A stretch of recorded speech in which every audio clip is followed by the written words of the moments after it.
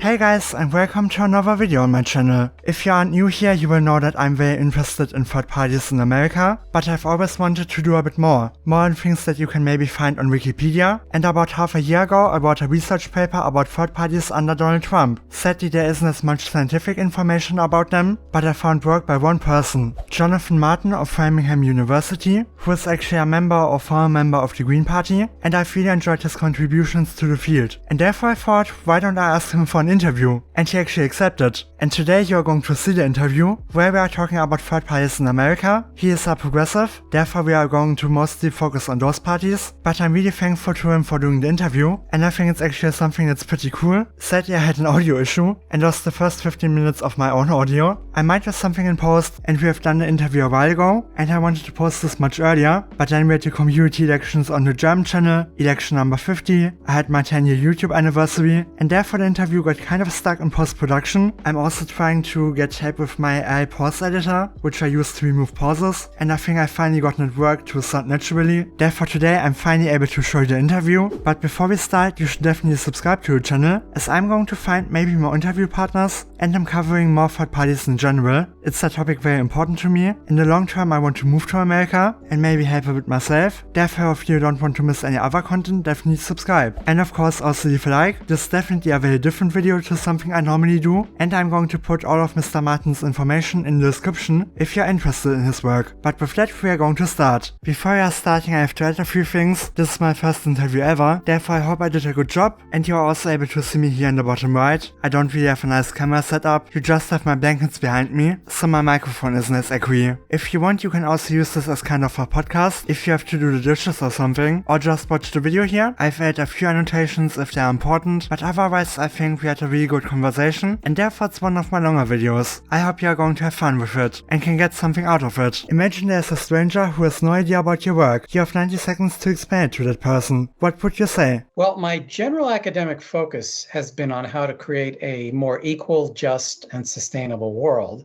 But my specific research and writing focus in recent years has been on how progressive third parties in the US can become more politically successful. And by progressive third parties, I mean parties that are committed to creating a more egalitarian, democratic society and a more healthy society and world. By third party, I mean that the party runs candidates that are independent of the two major parties. And the reasons they do this in terms of actual policies is that both major American parties are heavily committed to promoting the interests of privileged groups, especially the wealthy and corporations. Therefore, in my view, political progress for the vast majority of people requires building a viable left alternative that can gain and exercise its own power over time.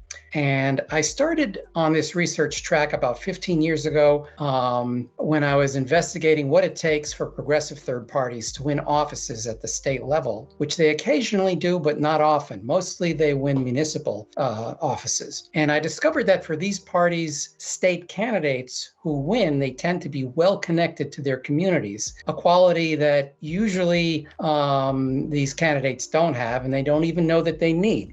And a few years later, I edited and co-authored a book entitled Empowering Progressive Third Parties in the United States. And it featured articles from various activists and scholars about what allows left third parties to make breakthroughs. And in the past decade, my own research has continued to explore the hidden opportunities for left third party success. And now I'm finishing an article that highlights how it's a lot easier for these parties to gain, for their candidates to gain ballot access than most activists think, if you're willing to run at lower levels. These parties do spend a lot of time and energy getting their political parties officially ballot qualified at the state level, when in many states the rules allow you to run many municipal and state candidates without that. When you say progressive, do you mean a broad range of different ideologies, like having social democrats, democratic socialists, maybe even communists, which are very different in Europe, but do you use it as like one big term for all? Yeah, I'm referring to parties that range from social social democratic all the way to the far left, which could even be communist. That's what I mean. I understand in other countries, in European countries, I would be using a different term. Absolutely. Which types of third parties are there in the US? And what do you think are the strengths and weaknesses? Why do you think they fail? Okay.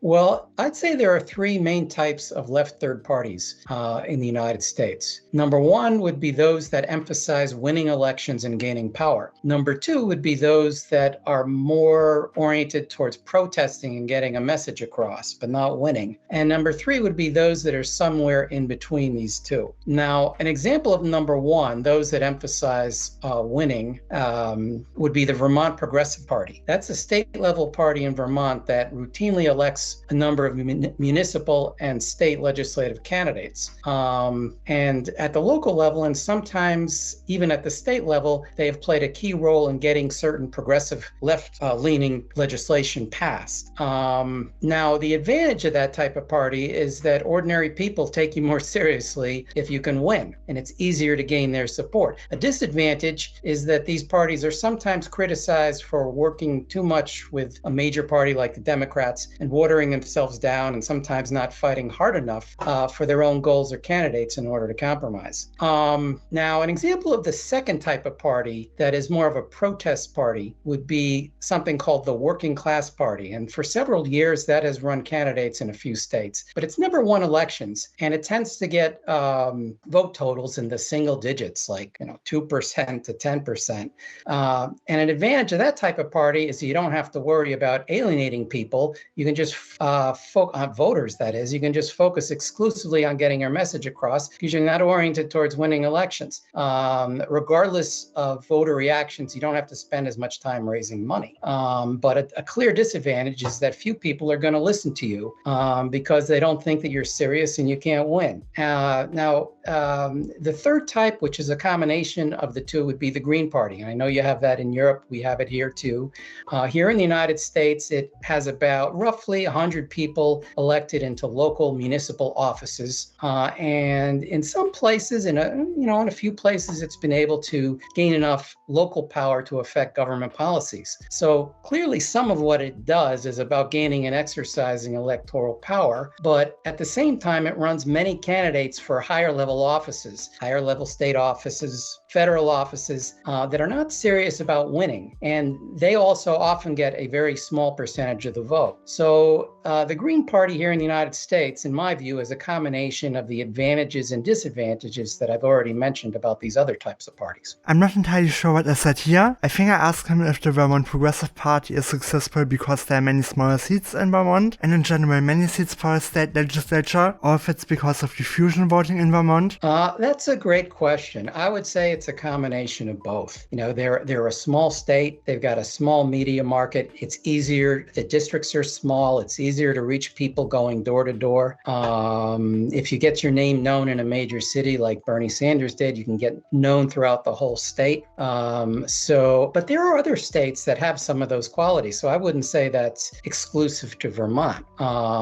And one thing about them that other states, progressive third parties in other states can emulate, and in some cases they do emulate, but a lot of times they don't, is to run candidates who have a really strong reputation in their community. They're well known. They've accomplished a lot for people in their community in different ways. And so they are popular and they're better able to win, number one. And number two, the Vermont Progressive Party tends to focus on policies that are popular in their districts. Now, a lot of progressive policies, left-leaning policies, are popular throughout the United States. That's not commonly known because the results of elections often don't reflect the actual policy preferences of a majority of people. But in any case, the Vermont Progressive Party tends to select issues that are popular among voters and convey them in a way, in sort of plain language. They're not super ideological. So they have a certain style that I think makes them more successful. Now, the fact that Bernie Sanders, he was associated with the Progressive Party when he was the mayor of Burlington, Vermont. And that gave the party some legitimacy legitimacy and enabled it to start winning in other places around the state. So you do need some breakthroughs. And that's something that I think other parties could learn from, that if they want to become legitimate, they need to make some breakthroughs at the level where it's possible to make those breakthroughs. And that tends to be at the lower level, at the local level first. Do you think this type of big and popular figure can really start a party, or is necessary to form a party? Yeah, you have to be able to make some galvanizing breakthroughs that will cause people to take your party seriously. Victories. Because they might agree with you, but if they think you're not serious and they can't win, they're not going to pay attention to you. They're going to look for the lesser evil candidate, the best of the worst. So you do need to be able to make those breakthroughs and focus on races where you have a chance of winning. And it's not only about being connected to your community. It's about, campaigning really hard, raising enough money. There are a lot of things you can do. Choosing the right race where there's less competition, maybe a race with a weak or discredited candidate, one who's not an incumbent. There are a number of factors that can make a difference.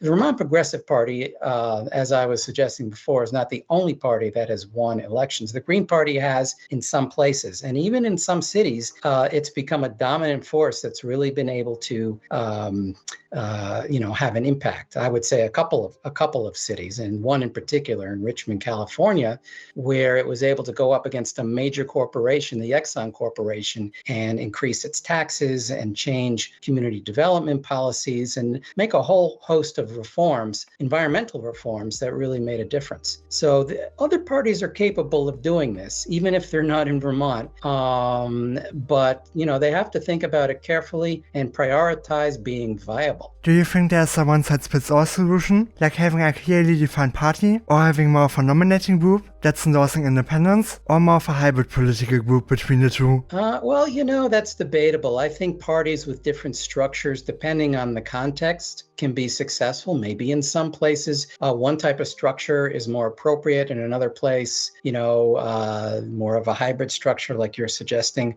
would make a difference. I think one of the biggest differences, as I was suggesting before, is kind of a bottom-up strategy. You organize yourself in a way that will make you successful in your context, but try to run in races and recruit candidates who are able to win, make an impact, inspire people. Another thing that I think can make a difference here in the U.S. is going after independents and alienated non-voters. Non-voters are a huge percentage of the people here in the United States. In local races, they can be as much as 70%. In federal races, oftentimes up to 50%. And they are less attached to a major party, so it can be easier to recruit them. Of course, they can be so alienated that they don't want to vote for anybody. So you have to kind of convince them that your party is different and has the ability to make a difference. From here on out, my audio is working normally again, but I will check the settings a few times to make sure they aren't crashing again. I think I want to add another thing to the size of districts you mentioned earlier, because I think I shelved that project because it was a bit much work, but I think it's very interesting how the different states have very different sizes of legislatures. I think especially in California, I tried to make like a graphic with showing all of the different sizes, and I had to kick out California because they have so massive districts that they have one representative per 500,000 people, because they never changed the constitution since 1980. And a comparable country in Europe with the same population, Poland, has I think 600 representatives, while Vermont has the second lowest. So I think it's very interesting that in one of the smallest, I think I call it PPR, population per representative, and that there the Vermont Progressive Party was able to build something. What I think is interesting is that there isn't any third party in New Hampshire, even though they have even more districts. Why do you think that could be the case? Well, actually, the Libertarian Party was able to elect some representatives back in I think it was the 1990s, to the state legislature and possibly at local levels. So, but since then they have dissipated. Of course, the Libertarian Party is not a progressive party. And maybe you're asking, why doesn't the New Hampshire have a progressive third party like Vermont? And if that's the case, I would say, for one thing, the culture is a little bit different in New Hampshire. It is more libertarian, and there are probably fewer progressives there. But they might be open to developing a left party if a progressive third-party candidate were able to win somewhere like a significant city and, inspire people to start organizing and running similar candidates elsewhere. So I don't think that they don't have the potential, but, there are different reasons why they're following a different course. They don't always have to follow that course. I think they could be inspired by Vermont. And in my view, Vermont could be doing more to try to spread their model to other states. And a nearby state like New Hampshire would be, a great place. I don't know which part of the state, but, anywhere where there would be sort of a concentration of supportive voters would make sense.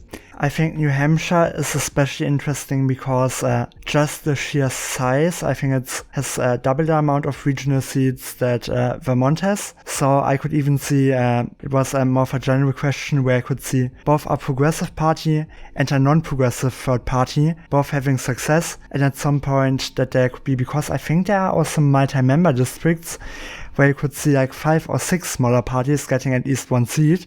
So I always thought it was very interesting that from any political perspective, there wasn't anything that was attempted there. I think... Yeah, now one thing I should say to counter the view that New Hampshire is not potentially progressive, in the Democratic primary back in 2020, Bernie Sanders won. And I believe he's fairly popular even in New Hampshire. So, there might be more of an opportunity there to make a breakthrough than people often think. I also think that even though our state isn't maybe that progressive, if there are just enough options or if there's just maybe a city, that there's the potential to have something progressive. I think I once looked up, I think the mayor of the state capital of Mississippi is straight up a fan of Bernie Sanders and a self-identified socialist. So I think it's interesting that even if you have a very conservative state, but just a city, and even if that party doesn't have any chance at winning everything in the state, they can at least be competitive with the Democrats within some of the larger cities.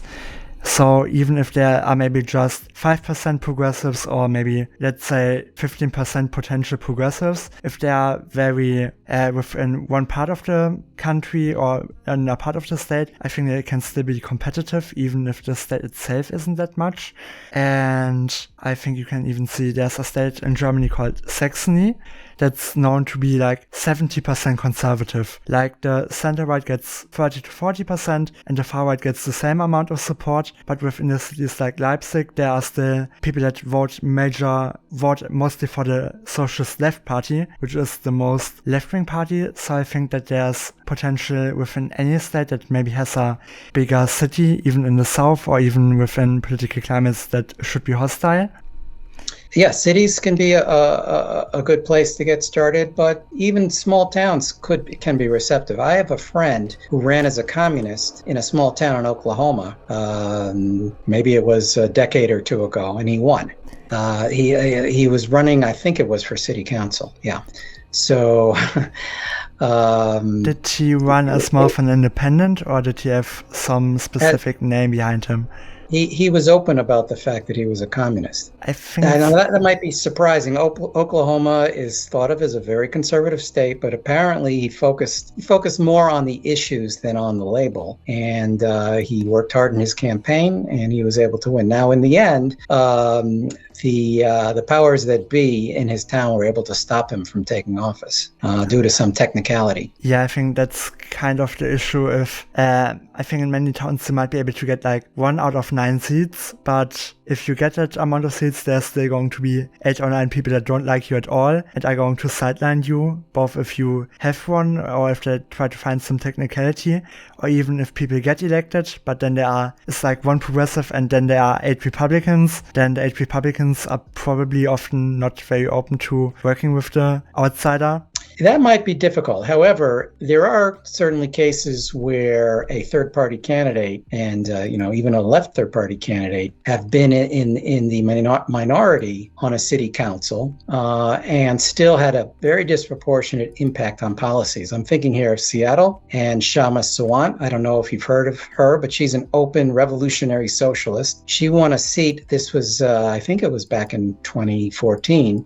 She won a seat on the Seattle City Council and mobilize people successfully to raise the minimum wage to $15 an hour, and that then spread across the country. Minimum wage increases, and in many places up to $15 an hour. She also was able to mobilize voters to pressure the largely Democratic City Council, composed of mainstream centrist Democrats and some liberal Democrats, to, even though they opposed it at first, to eventually support a large tax increase on Amazon, which is a major company in the Seattle area, and to use that money in order to support affordable housing and other local social services. So just because you're outnumbered doesn't mean that you can't use that office as a launching pad to create a social movement that can create a huge amount of irrepressible pressure on the major party candidates in office to ally with you on certain issues, because they don't want to lose. You start to become a threat when you actually get into office, and what you say can have a very large impact if those in office perceive that the public is behind you. What I've noticed in general is that there where third-party candidates were most successful, it was mostly in cities that lean progressive in the first place and had a democratic, maybe centrist, maybe more left-leaning majority. Can you think of any examples of a left-wing party maybe being successful in a Republican area and being able to push them as well? Yeah, well, we were talking about Vermont, and the Progressive Party has won state legislative seats in the Northeast Kingdom, which is a heavily Republican part of the state. So now they also support Bernie Sanders. I mean, he's very popular there, so I think that has something to do with it. But there's widespread dislike in that region of Democrats, and they're more open to an independent party. I don't think the fact that they're progressive is such an issue if they're focusing on policies that are appealing to many voters. Do you think there are any examples of more conservative-leaning states in general, maybe more of the Great Plains states or more of the South? Because I think even compared to other state Republican parties, I think the Vermont one is uniquely moderate. I think even there, I forgot the name of the governor right now, but even he, I think, voted for Biden and Kamala Harris. Well, the Green Party has won some seats in southern states. I think they won a couple of state legislative seats a decade or two ago in Arkansas. Of course, I think that happened in districts where the incumbent was really corrupt and discredited. So, there can be special circumstances like that, even in states that are really conservative or thought of as conservative, where you can get an opening to make a breakthrough. I think it's best we go to the next question now. Zohran Mamdani has been very successful in bringing together democratic socialists and progressives within the Democratic Party. Do you believe a future for third parties could be broader coalitions with the Democrats, where leftists actively push for name recognition of their groups while profiting from the Democrats' name recognition? Or do you think this is going to just uphold the status quo? Well, there are some localities where third-party progressives and progressive Democrats have worked together to make important reforms. I've already mentioned some of these places. In Seattle, of course, the Democrats had to be pressured to do that. In Richmond, California, which is in the San Francisco Bay Area, that has happened. And in Vermont, which we've already talked about, there have been alliances between progressive Democrats and third-party progressives to support and sometimes even pass progressive policies. But generally, as I think I've been implying, it doesn't happen until third-party progressives are able to win elections and become a real threat to the Democrats and exert some influence. So in my view, progressive third parties should focus on empowering themselves before trying to work with or influence anyone from the Democratic Party, because otherwise it won't work. And how much progressive third parties can work with the Democrats also has a lot to do generally with who dominates the Democratic Party. Democrats today are, the Democratic Party is dominated by politicians who are beholden to the well-to-do, the wealthy, and corporations. So if they can't defeat Mamdani, who's the progressive Democratic candidate for New York mayor, they'll try to sabotage him when he is elected, or they'll try to co-opt him, get him to sell out. And I'm not saying that they'll succeed, but they do have a lot of tools to be able to do it. And they've done it in the past in these kind of situations. And in some, it's hard to trust the Democrats, given the elite nature of the party. So I think third-party progressives should focus more on developing themselves, empowering themselves to the point that they can have some influence, rather than making ineffective gestures to the Democratic politicians when they are weak and can be easily ignored. How do you see something like the DSA? Do you consider it more of a third party, or more of a nominating group, or more of like something like a third factor that isn't really a third party, but also isn't really a major party, but maybe more of an activist group? I think they're, I don't know what label I would use, but they are an endorsing group that focuses on electing progressive Democrats. So they're kind of an adjunct of the Democratic Party, but on the left end. Occasionally, they will endorse someone who ran as an independent or on a third-party label, but that's very rare. The vast majority of candidates they endorse are Democrats. So I don't see them as a third party. And I don't think they see themselves that way either. They don't describe themselves that way.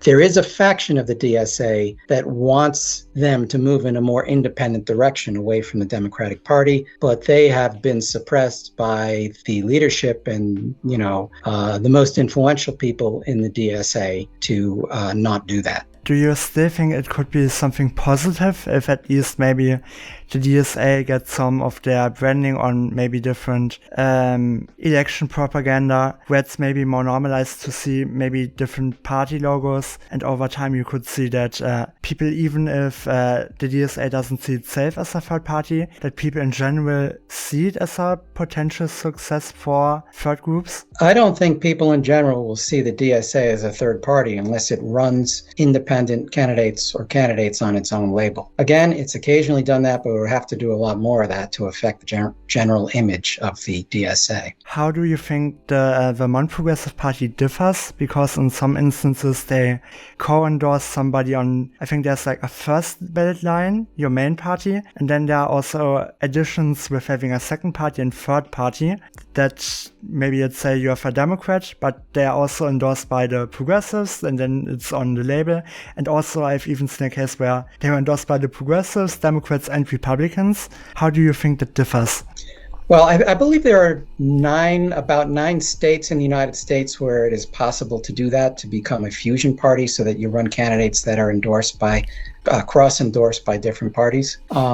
So there are some places that can emulate the Vermont Progressive Party in that way, but in many places they cannot legally. But yeah, I mean, that probably has helped to make them more successful when it comes to winning elections, because they've been able to counteract the spoiler effect, where people have to vote for, or they feel they have to vote for the lesser evil major party candidate in order not to get the greater evil elected. So, when they ally with the Democrats in that way, it may increase their chances of winning. But there can be some negative side effects of that, having to possibly accommodate the Democrats in some ways in order to maintain their support. Or, Bernie Sanders has kind of drifted into being more of a Democrat than he really is an independent, at least at the federal and national level. And Democrats don't run against him. him, actually. In Vermont, he's an independent, but Democrats don't run against him. And I think one of the reasons is that he doesn't actively oppose the Democratic Party. Now, that has some consequences because potentially he could have tried to form a third party himself, and he didn't do that. So, aligning with the Democratic Party can reduce your chances of kind of making this bold breakthrough where you distinguish yourself from the major parties and excite people by the fact that you're doing something different that potentially can have a strong positive impact on policy and ultimately on their lives. So, I'm not saying that they shouldn't have done what they did, but in most places it's not relevant. And even in their case, it does have some consequences. I'll mention one other instance that's noteworthy. Several years back in Vermont, there was a Progressive Party candidate running for mayor and a Democratic Party candidate running for mayor. And in Burlington? The Progressive, Burlington, yes. The Progressive was endorsed by the Progressive Party, but I learned that in fact, the party wound up sort of under the surface supporting the Democrat. So those kind of alliances can sometimes lead to those types of weak support for your own candidates or betrayals, compromises. That's just something that is worth thinking about. A strong argument can be made, at least across the country, that we really need, in terms of a left third party, one that is willing to fight hard, even against the Democratic Party, and not pull its punches. And that's something that people can respect and will cause them to rally around them, as opposed to one that's going to water itself down and compromise itself.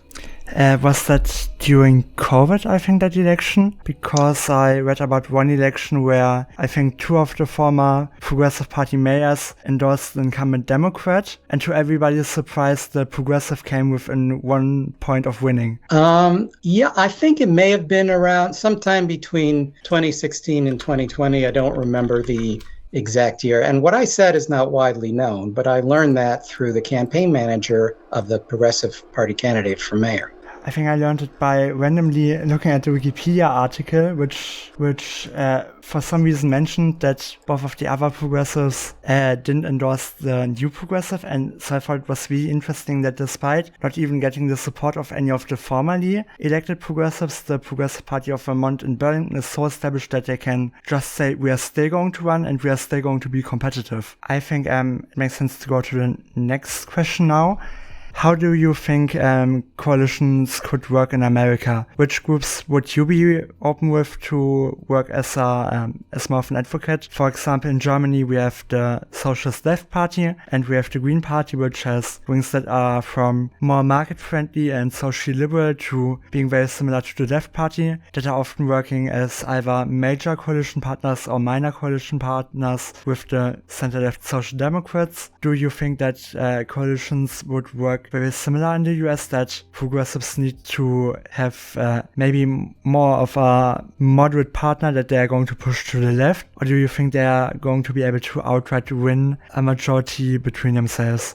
Yeah, well, as I said before, progressive third parties can try to pressure Democrats, but that really only has a chance of working if they become a real electoral threat. So there are plenty of examples of them doing that, both recently and, if you want to go back in history, where these parties, the more they were rising and gaining popularity and starting to win elections, the more they kind of pushed one of the parties, usually the Democrats, to move in a more progressive direction. Arguably, that's part of the reason we got the progressive era in the United States in the early 20th century, and the New Deal was that kind of pressure. It's not the only reason, but it's certainly one of the factors. And a case can be made that progressive third parties would be more effective if they truly allied with each other, which they aren't now. Of course, you don't necessarily get stronger third parties by combining a bunch of weak ones. The most important thing is that these parties, whether alone or together, show that they're able to win more often, because that is what will inspire people. Polls show that the majority of Americans want a viable alternative to the two major parties. And the majority also supports progressive policies. So the potential base is there, but people aren't going to take these parties seriously until they start winning more often. That I think is more important than thinking about, before you actually have political power, trying to ally with major parties, because they will just ignore you. Now, in Europe, I think the context is different, where these left parties actually have more power, and the political structure is different, so that their alliance can actually make more of an impact, especially in a parliamentary system. I think I remember one very interesting example. I think it was for like 1-2 year term in Wisconsin, and I believe 1936, where you had the Socialist Party winning most of the urban seats within Milwaukee, and the Progressive Party, which was kind of the continuation of the Progressive Party of Robert La Follette, essentially carrying most of the rural seats. And the Progressive Party, I think, got 40% of the popular vote. The Socialists got 5% of the vote, but they got like 10 seats within Milwaukee. And so together that, I think, are 2/3 majority. But I think it was one of the more rare examples where you had two progressive parties that were to the left of the Democrats that weren't able to form a coalition on the state level. But I think it has been, after that, I think it has been a bit difficult to just get the numbers up that far. Yeah. Well, right. I mean, the vast majority of races that these parties run in today, they're getting small percentages of the vote. Now, in some places, as we've discussed, they can get large percentages of the vote and actually win. But that doesn't happen most of the time. In past eras, they were more successful. In the early 20th century and the late 19th century, they were even able to win statewide offices. Of course, Bernie Sanders, an independent who was supported by the Vermont Progressive Party, is an example of somebody who won a federal office. And right now in Vermont, there is a Vermont Progressive Party politician who is the lieutenant governor. Of course, he's cross-endorsed by the Democrats. So, I think. I think he lost the election. David Zuckerman. Yeah, he lost the election because there was like a far-left fourth party that then split the vote. The Republican got 1% more, and Zuckerman then gave up because it went to the House. It really annoyed me. Yeah, you may be thinking of a past election. To my knowledge, he currently is the lieutenant governor. So he did lose, but then he ran again in the next election and got his seat back. I think he lost twice. Yeah, he didn't win last time. I just looked it up. So okay, well, maybe I'm out of date on that. So it was the Peace and Freedom Party, the Diamond Stone Party. Okay. Well, if you're right about that, then I'll definitely have to check that out. I thought he was still in office, but maybe he's not. But in any case, he has served a couple of terms as the lieutenant governor, and the Vermont Progressive Party was his primary party.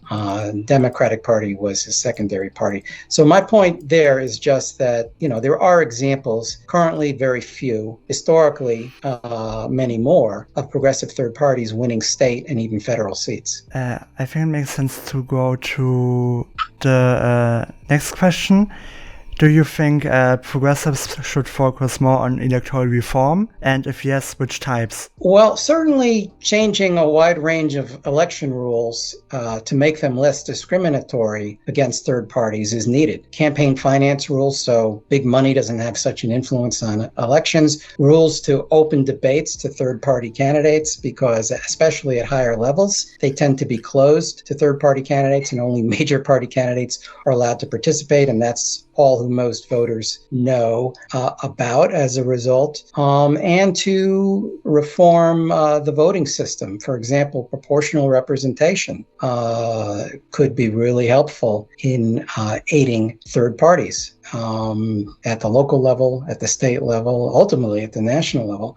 But these changes are going to be very limited until these parties gain more credibility by winning more often under the existing system. There are some places where reforms are won, but there are few, and oftentimes they're rolled back. And in any case, if they can win at lower levels where they're best able to do so, these discriminatory rules don't make as much of a difference. Money isn't as much of a factor when you're running for city council. It's easier to get in debates. And even under a winner-take-all system, which we currently have, it's easier to win elections. Actually, even at the state level, for state legislative seats, it is not widely known, but about 40%, in 40% of those races, there's only one major party candidate running unopposed. And that's a real opportunity because there isn't this spoiler effect of dividing the vote and encouraging people to vote for the lesser evil, because there is no lesser evil.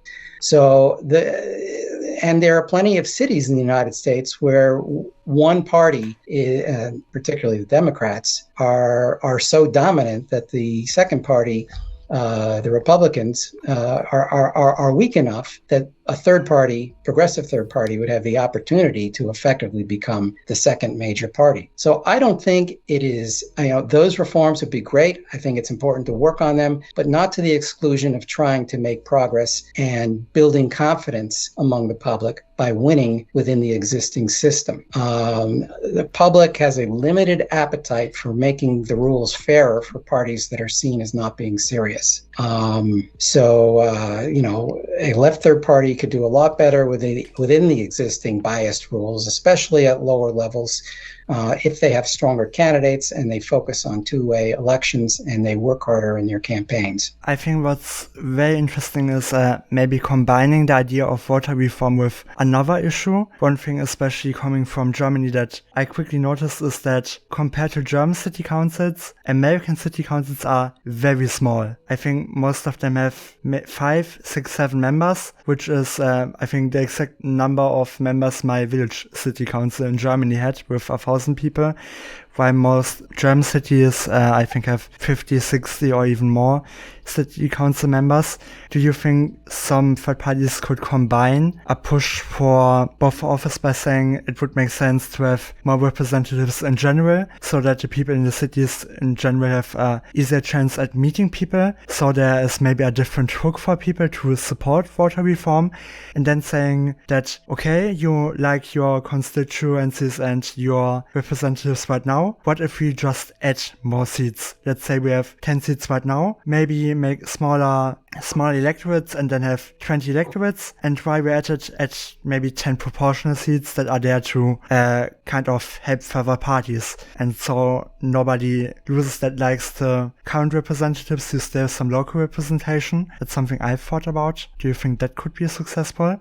Yeah, I mean, I've observed that third parties are more likely to be competitive in multi-member districts, where, let's say, you have 5 people running for 2 seats, because there isn't that spoiler effect, and a smaller percentage of the vote enables you to be viable and even to win.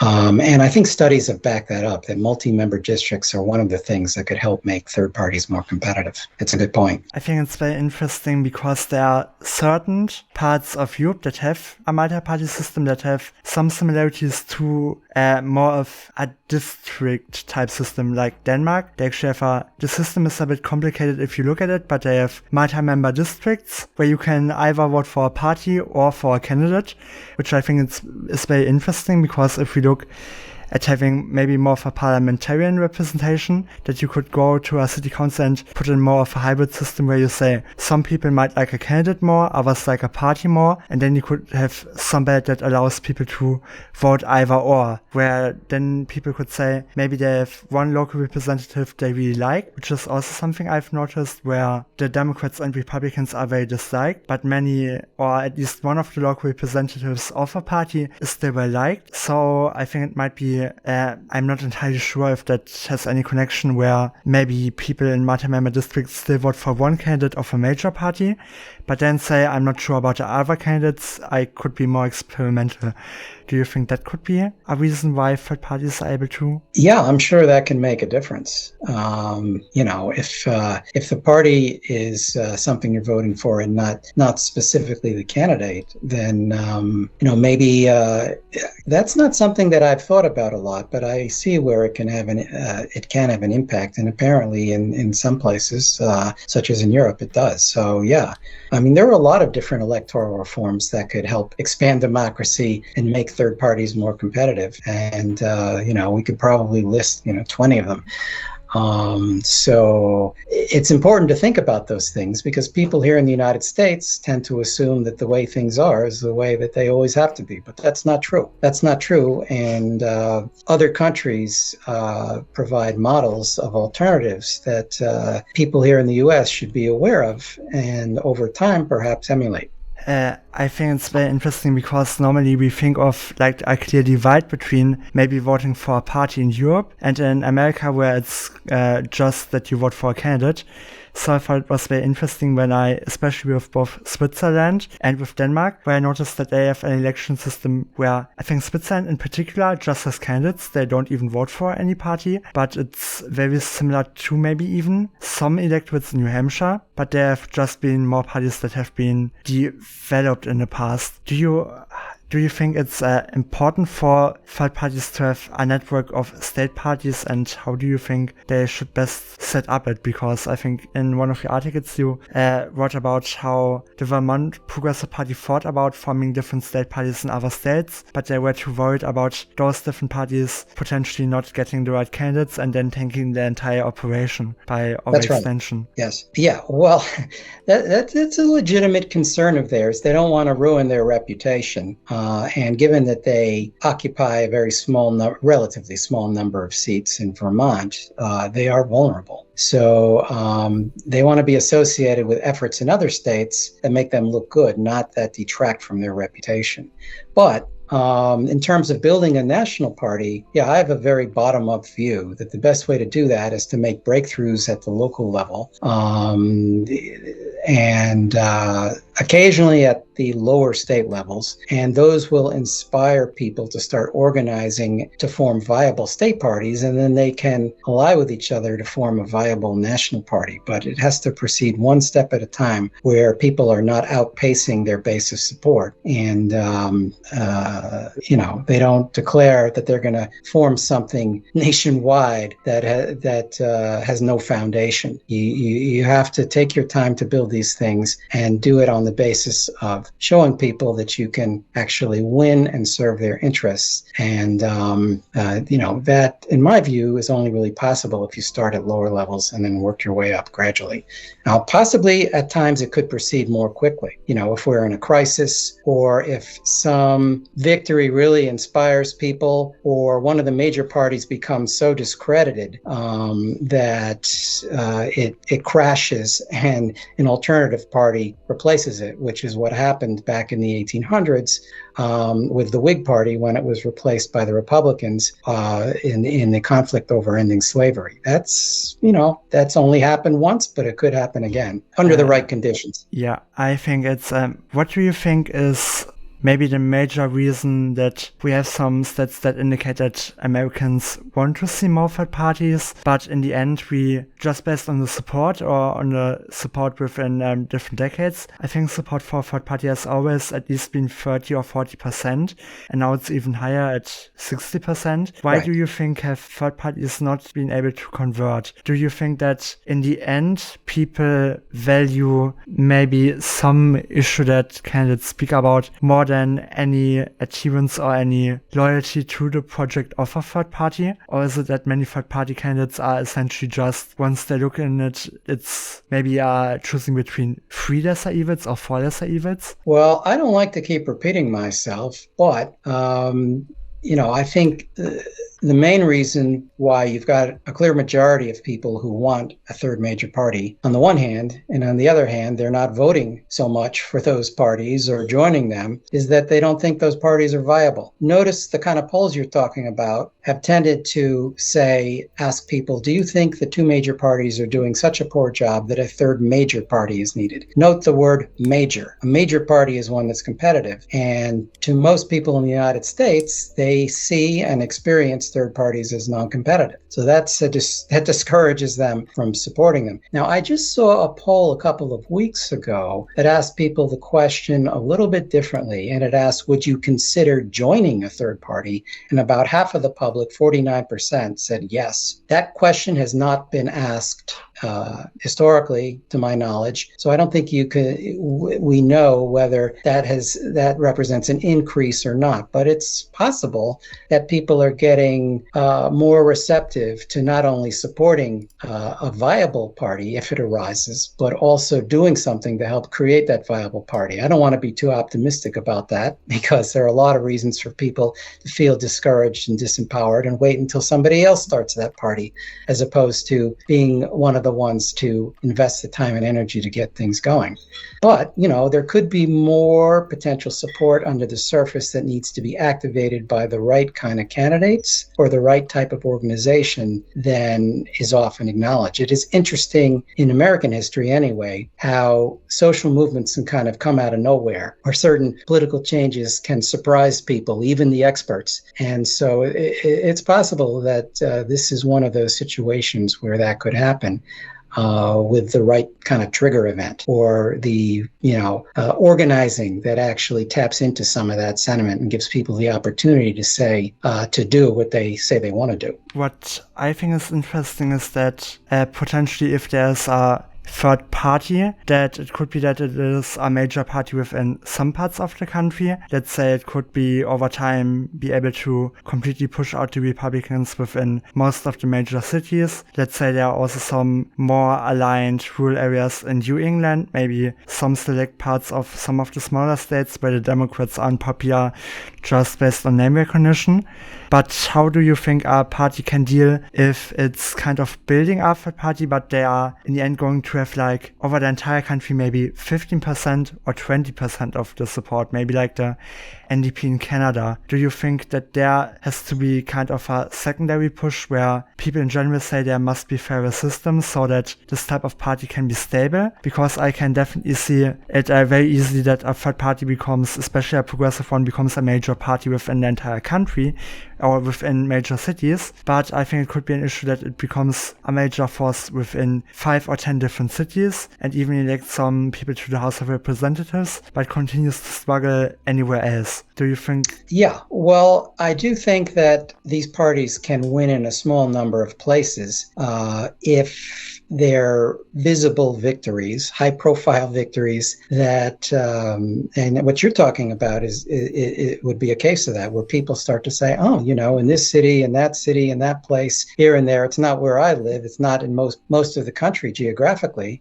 but that these parties actually have the capacity to win. That could create like a critical mass of support that would inspire people to run in other places. So, you have to get the ball rolling and take it one step at a time. And you can use those kind of victories, even if they're in disparate places, as a launching pad to either inspire people to run in other places, or, as you said, to change the rules to make it easier for them to run and win. Because as I said before, I think the public is reluctant to change the rules unless they feel like there's discrimination against parties that are actually viable, that are competitive, and that they're being held back by these rules. If they think that the parties aren't serious anyway, then they're not going to invest themselves in wanting to support a change to the rules. It's not going to make a difference. I think in a way that both are somewhat connected, because it depends. In some parts of the country, I think the third party is going to be first and then any reform. But in some other parts, maybe especially where there is non-partisan primaries, and there are some cities, I think, where there isn't like a strong third progressive party, where there has been voting reform, and then a third party turned up.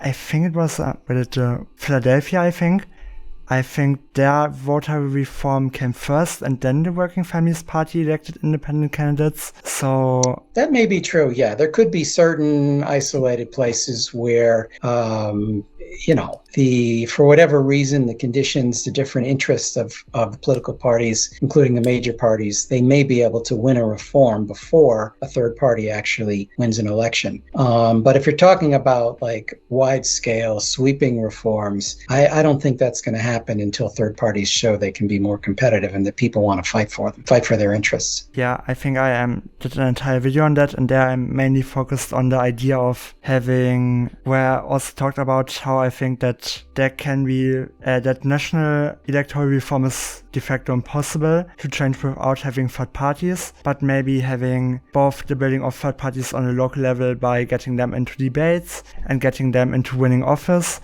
and then essentially being able to kind of have a grid of third parties where endorsing national candidates isn't clear, because there are some countries where there is first past the post on the national level, but there isn't on the local level, where some of the coalitions are very weird, where candidates are essentially independents that are endorsed by four or five parties, depending on the election, and then they are going to change things over time. And yeah, I think another important question to our viewers is, if there are younger progressives that want to maybe change their community, how do you think they should go and build a third party? Well, that's a great question. I mean, one thing you can do is to create what I would call a proto-party, like a group that wants to build a party but is not yet a party, by inviting people who have a similar orientation to start meeting, discussing what alternative policies they might want to support in their local area,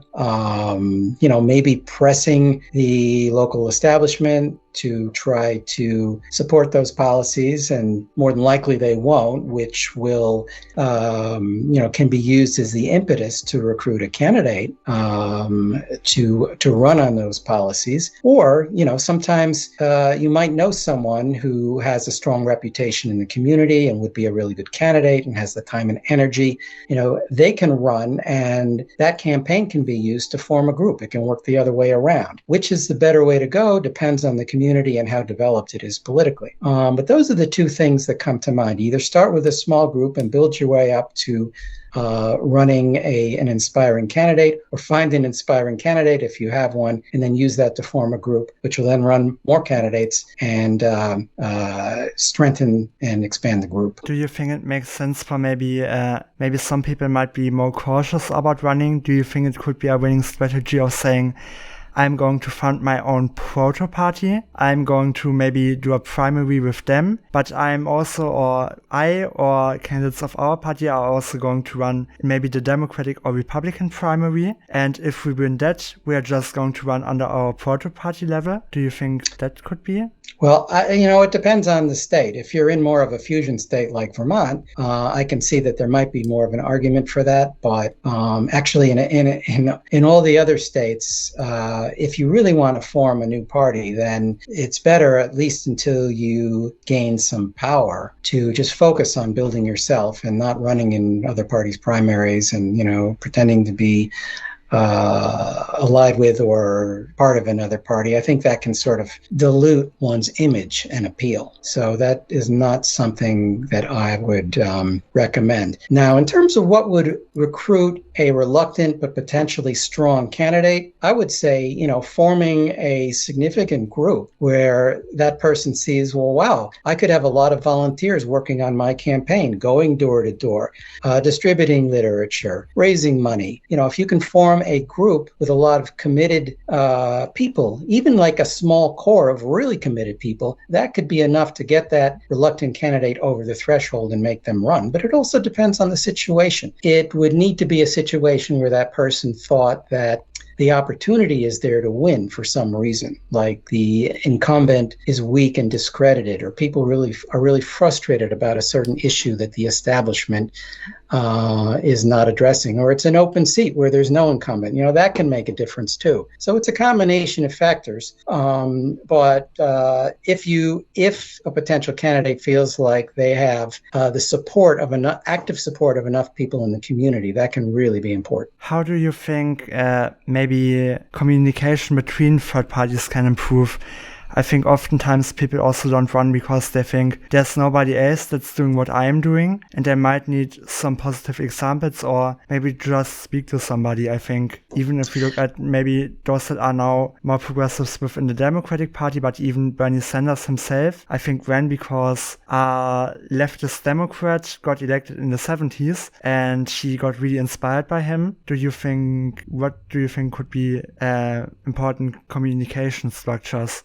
Well, I think that progressive third-party activists generally need to know more about what it takes to win and why it's so important to win. I think a lot of them seem to be unaware of that. That's my experience. I've belonged to different of these parties. I've belonged to the Green Party. I've belonged to various proto-parties since about 2017 that are trying to build an alternative, including one that wants to build a working class oriented Labor Party.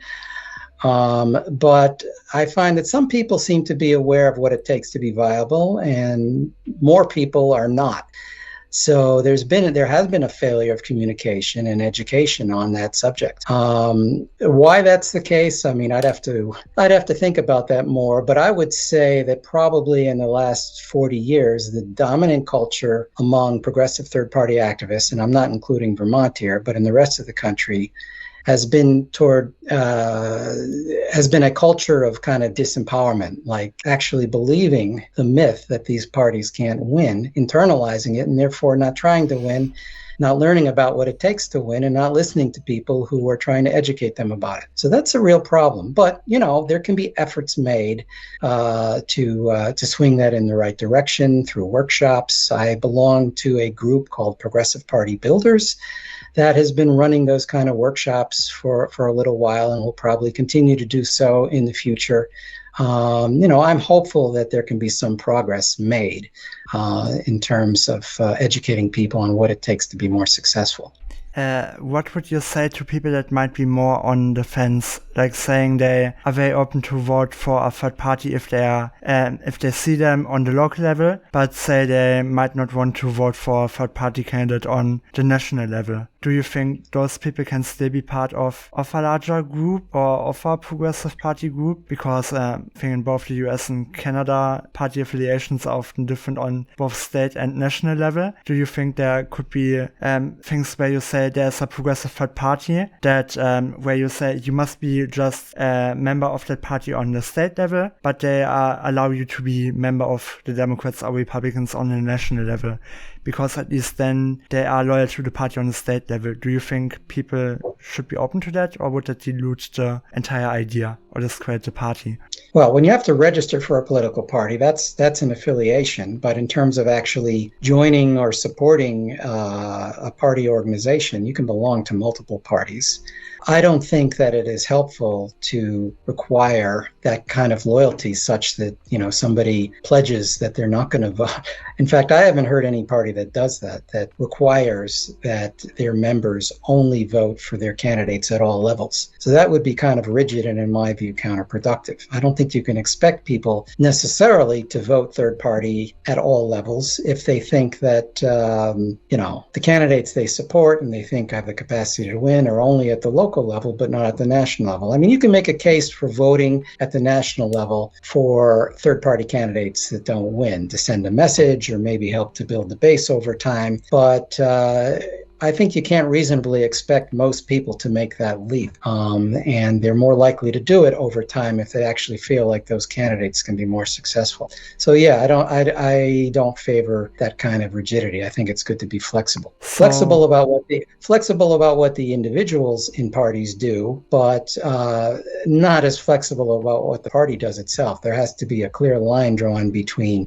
about what a party supports, what its principles are, and how it promotes itself oftentimes to the exclusion of working with or supporting other parties if necessary.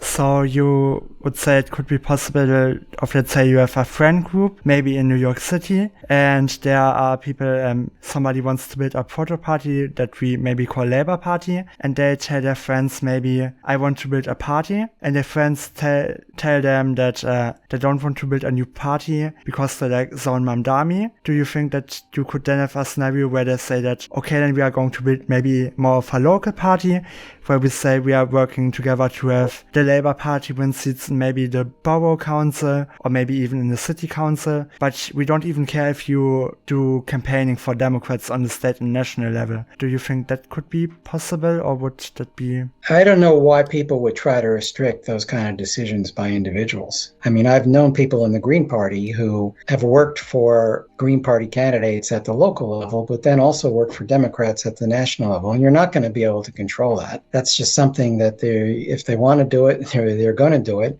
And it doesn't really become an issue so much until, you have to convince them. You have to convince them to support your candidates down the line. Yeah. You can't require that they do it. So that's my view about that. In the case of New York that you're mentioning, I can imagine people who are voting for Mamdani also working to create some kind of a proto-party that will run city council or, Board of Education or other types of candidates. I'm not saying, that's what they should do, but I think that it sort of makes sense that a lot of people would want to have the freedom to, be complex politically when it comes to their support for different candidates.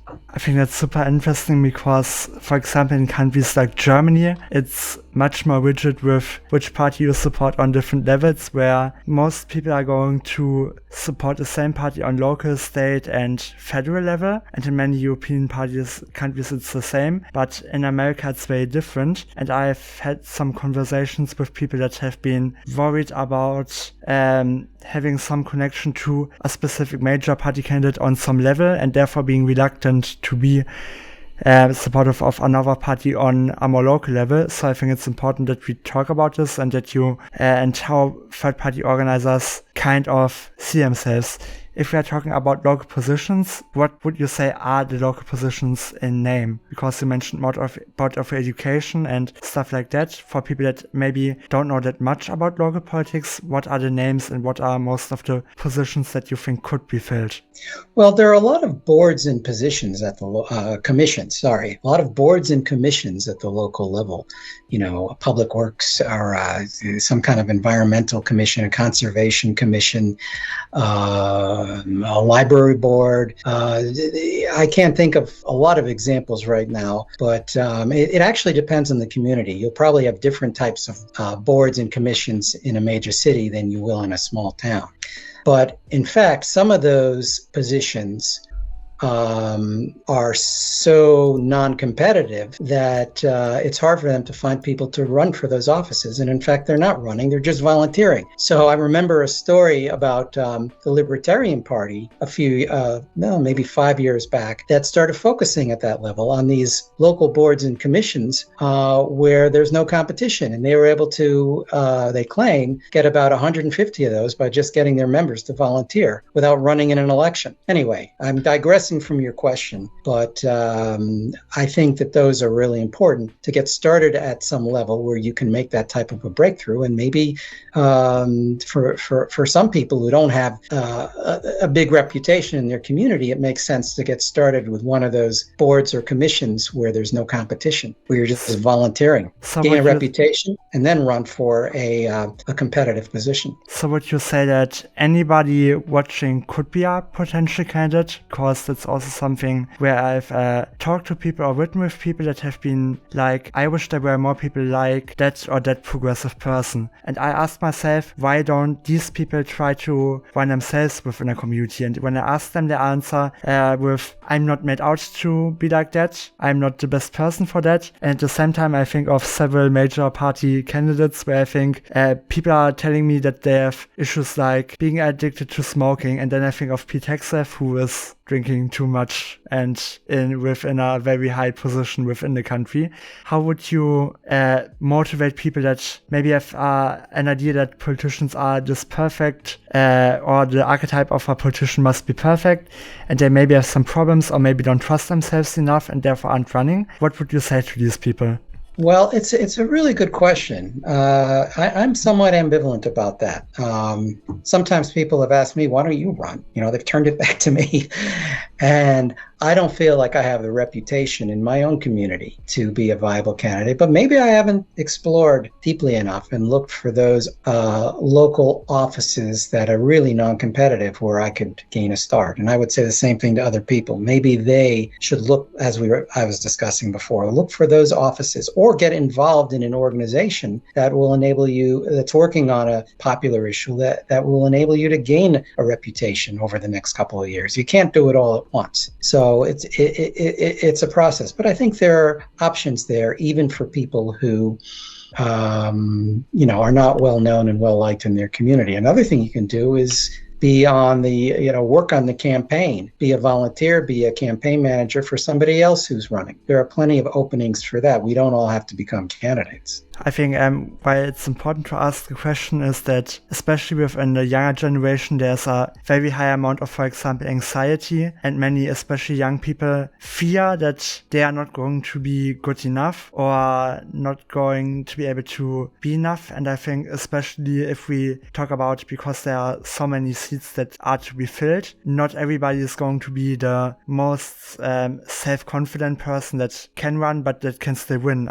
For example, there are many examples of people that might have anxiety that could win in a less competitive race. Do you think that there should be more done on that level? Because I think it's very interesting how you think of yourself not running, because I've had a very similar or almost the same conversation with many people within my age group. And when people ask me why I'm not running, I'm talking about that I'm interested in going to the US. And so getting to the US and doing everything will, of course, take time. So I myself can't really run. But many other people could run legally, but have issues where I feel like I kind of understand problems with third parties if there aren't enough people that trust themselves enough.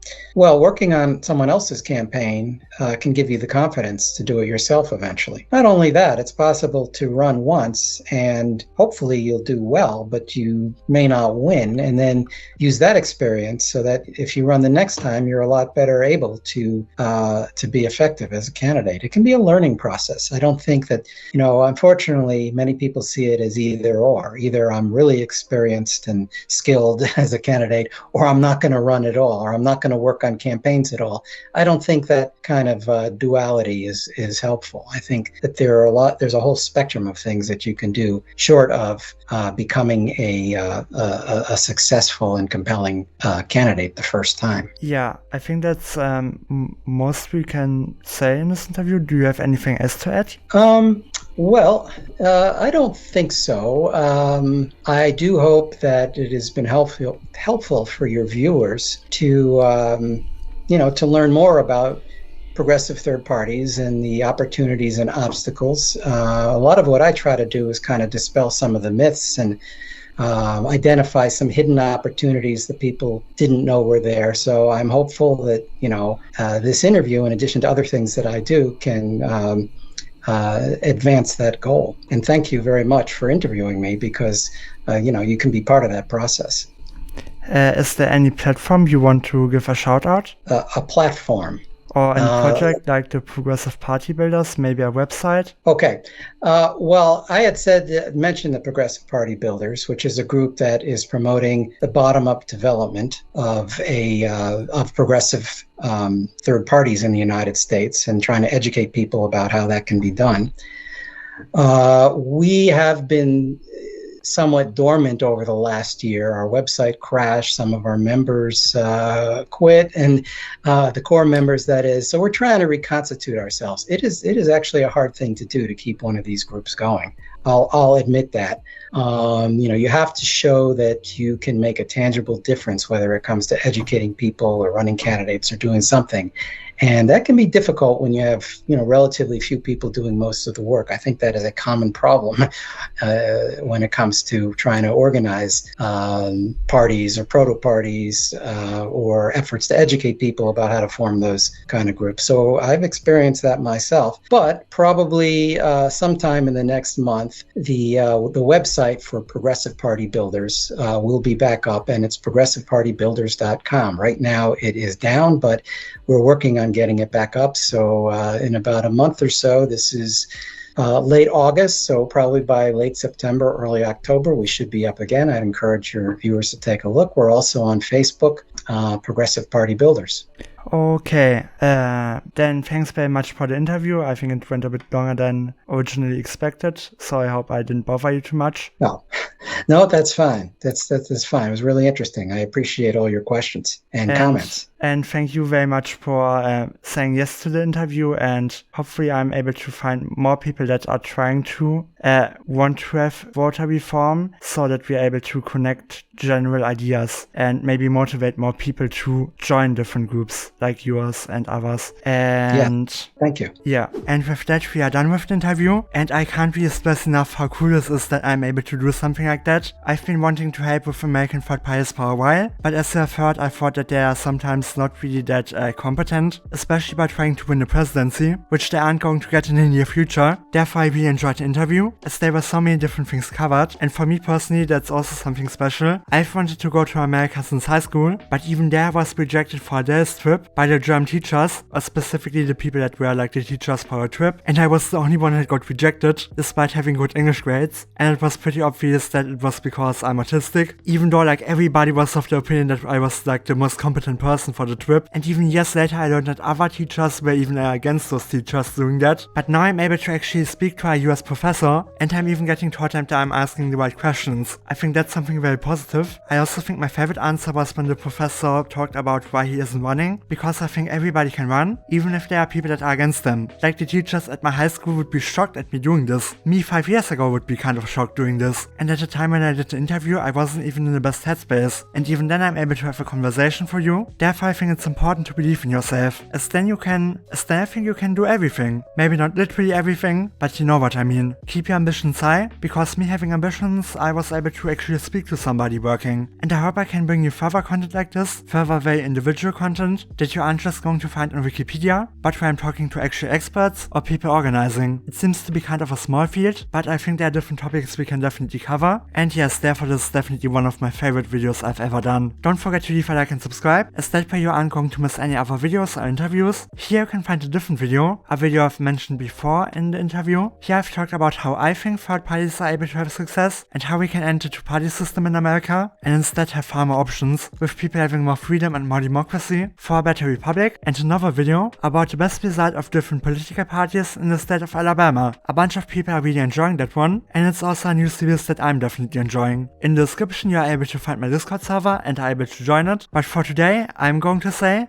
bye.